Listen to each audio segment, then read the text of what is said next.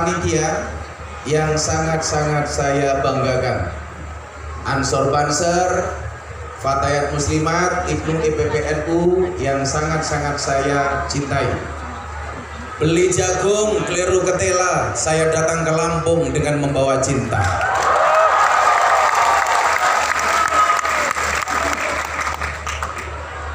Anda bayangkan, hari ini jangan kata ribuan, mungkin puluhan ribu. Walaupun sudah diwanti-wanti, jangan datang. Ikuti muktamar dari rumah. Tetapi coba Anda lihat, di mana-mana macet. Tiket pesawat hampir semuanya habis. Naik kapal susah.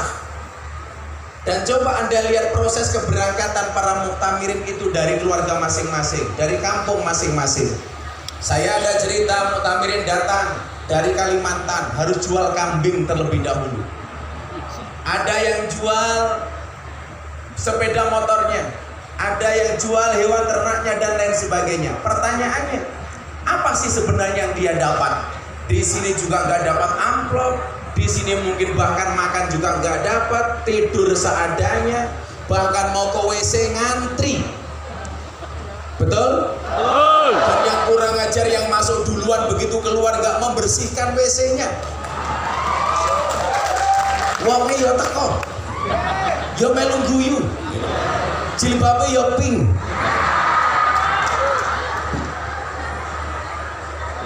Apa yang didapat coba? Tetapi pengorbanan yang diberikan luar biasa. Wis rasa oke ke banyu putih kok kemen.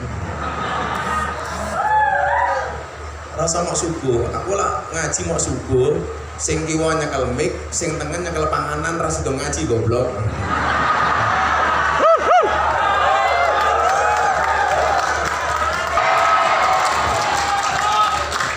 Makanya ingat cowok-cowok ini ya, jangan pernah tangisi ketika kopimu dingin.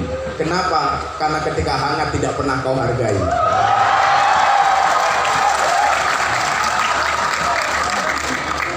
Bapak harus tahu, kopi itu mengajarkan kepada kita bahwa rasa pahit dan manis ketemu dalam kehangatan.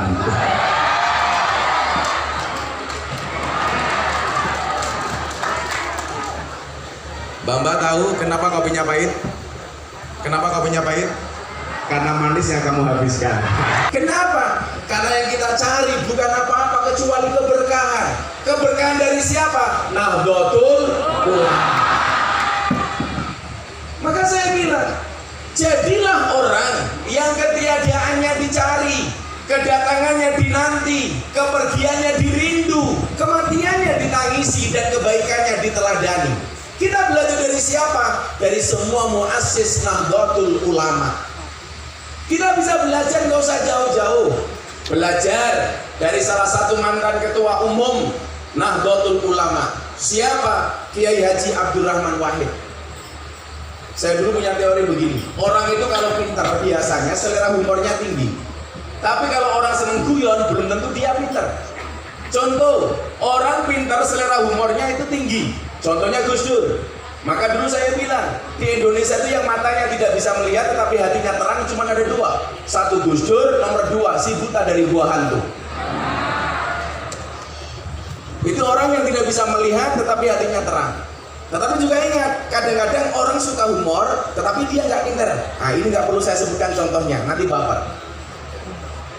Kita belajar dari orang-orang ini yang ketiadaannya dicari, kedatangannya dinanti, kepergiannya dirindu, kematiannya ditangisi, dan kebaikannya diteladani.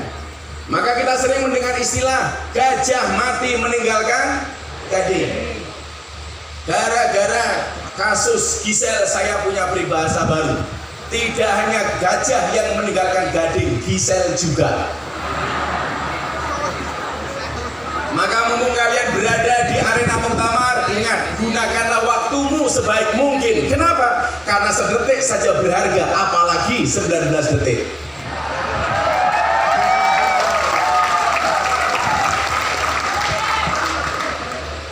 Ngomong apa toh? Kenapa saya bilang 19 detik? Karena saya belum punya versi yang 1 menitnya. Angel. Yang kita cari bukan apa-apa, tapi yang kita cari keberkahannya. Maka coba kita lihat ketika Allah Subhanahu wa Ta'ala berfirman di dalam surat Al-Baqarah, am kuntum syuhada'a id hadara yaqubal maut id qala li banihi ma ta'buduna min ba'di. Saya udah lama banget gak ngasih ayat ini, tapi tadi pulang muktamar, saya ke hotel mau tidur, dipanggil sama Abang Wapres Kiai Ma'ruf, Gus Ipang sama beliau, saya ditelepon sama Pas Pampres, Gus dipanggil sama Abang Kiai. Saya datang ke atas, begitu saya turun, apa yang dia dinasihatkan beliau sama saya jadi ingat ayat ini. Dan ini yang kemudian hari ini saya perlu belajar dari jenengan semua. Apa yang harus saya pelajari? Coba kita lihat ayat ini.